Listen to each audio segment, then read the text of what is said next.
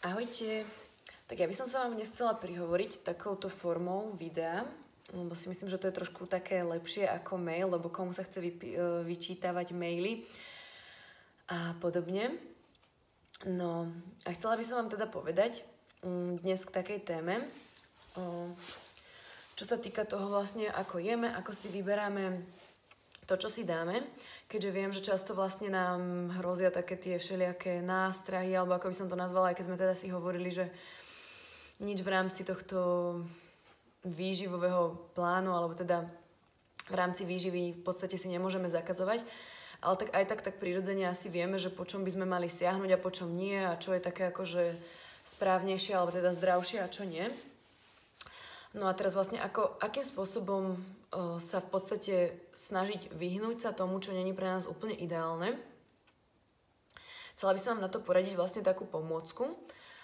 Je to vlastne o tom, že vždy, keď pôjdete niečo jesť, alebo vždy, keď budete mať proste na výber, keď budete hladní, alebo budete, poviem, v reštaurácii, alebo pôjdete v podstate okolo nejakého rýchleho občerstvenia a bude vás to lákať,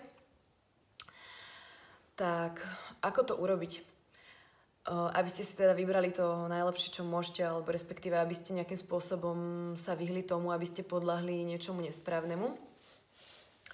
Tak urobte to tak, že keď budete mať na výber, poviem, napríklad ste doma a niekto vám donesie nejakú tortu, ale vy tým, že chcete v podstate schudnúť alebo chcete jesť zdravo, viete, že tá torta pre vás nie je úplne ideálna. Ale viete, že v podstate, keby ste si ho teraz dali, tak by ste boli šťastní a že chutilo by vám to a podobne.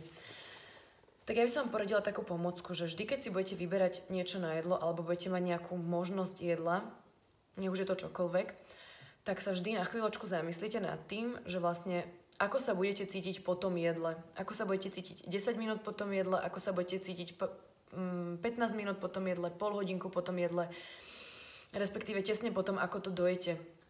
Zamyslite sa nad tým, že či to telo vlastne dostane to, čo potrebuje a zamyslite sa nad tým, že aké pocity to vo vás to jedlo vyvolá.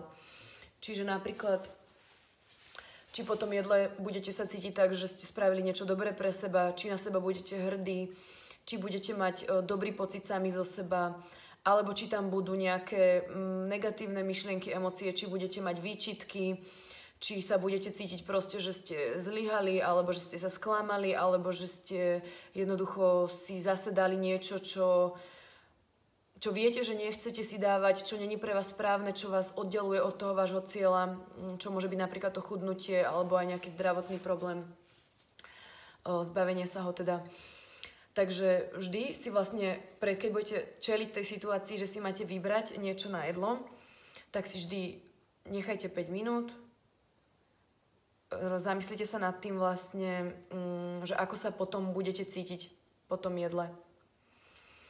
Nechajte si 5 minút na to, aby ste si to premysleli, že či to chcete. Áno, chcem tie výčitky, chcem proste ten pocit zlyhania, chcem tú demotiváciu, chcem sa cítiť proste nafúknutý, prejedený, alebo že mi bude ťažko, alebo že zjem niečo masné, alebo neviem.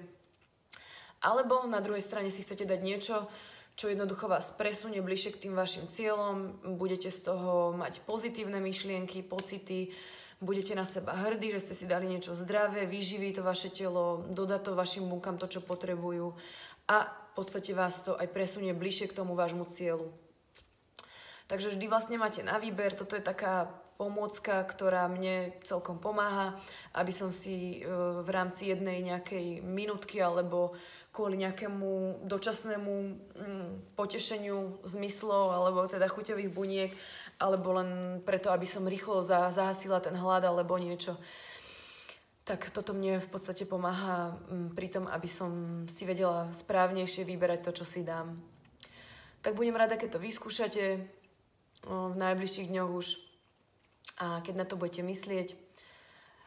Myslím si, že vám to môže pomôcť, takže budem rada, keď to vyskúšate. 6-krát to isté som povedala. Dobre, tak držím palce. Keby vás ešte čokoľvek k tomu napadlo, tak mi píšte, hoci kedy, alebo volajte, alebo niečo. A rada vám odpoviem.